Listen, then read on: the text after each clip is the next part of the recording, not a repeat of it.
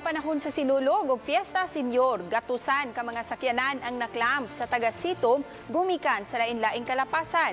Gipangamusta sa Balitang Bisdak ang estado sa clamping operations, ilabay na atong panahon nga midagsa sa mga sakyanan sa mga nanimba sa Basilica. Ani ang RTV Presents ni Nico Sireno.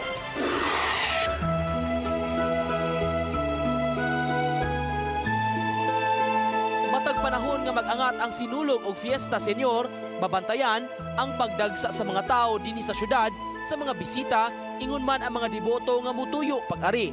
Sa Basilica Minore del Santo Niño, sukad sugdi ang Novena Masses, gasugwak ang mga manimbahay.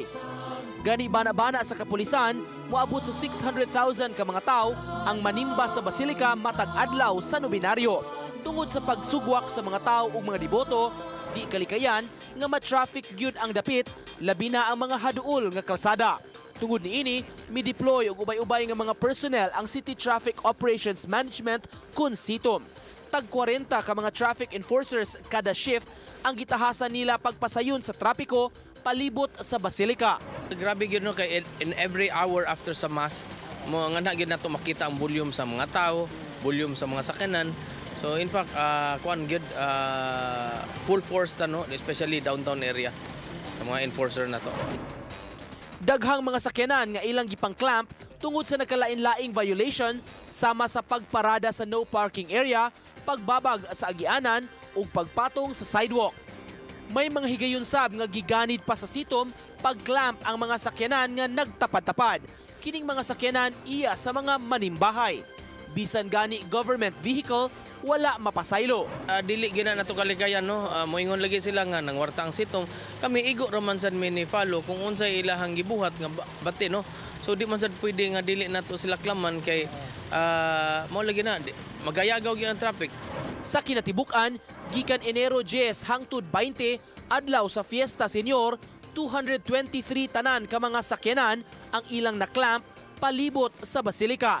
Upat sab ang gitowing sa Sitom. Sa 1,500 pesos nga multa sa kada sakyanan nga maklamp, kapin sa 334,000 pesos ang kita sa syudad niini. Apan giklaro ni Uwano, wa man gyud sila nag-apa sa kita, apan ang pagpahapsay lang gyud sa trapiko. Wa man taningon nga pagpataka mo park kay klaman mo. Sila gina ilaha ng behavior nga magpataka sa lag park. Man nganhi sa kuan isip sa chief operation sa Sitom, di man sad pwede among tan-awon. No, so amog yung klaman. So mo lagi na nga ang atong kita within every year no, magkanam og ka taas. Sud sa milabayng tuig, nagkataas ang tinuig nga collection sa Sitom. Gikan sa nagkalain-laing mga bayronon, clamping, jaywalking, citation ticket ug uban pa. Tuig 2018, 97 million ang kita sa opisina nga misaka kini gikan sa 83 million sa tuig 2017 ug sa 60 milyones sa 2016. Giklaro sa ahensya kung mutuman lang ang mga motorista sa lagda sa trapiko, wa may masugatan nga problema ug di na sila makamulta.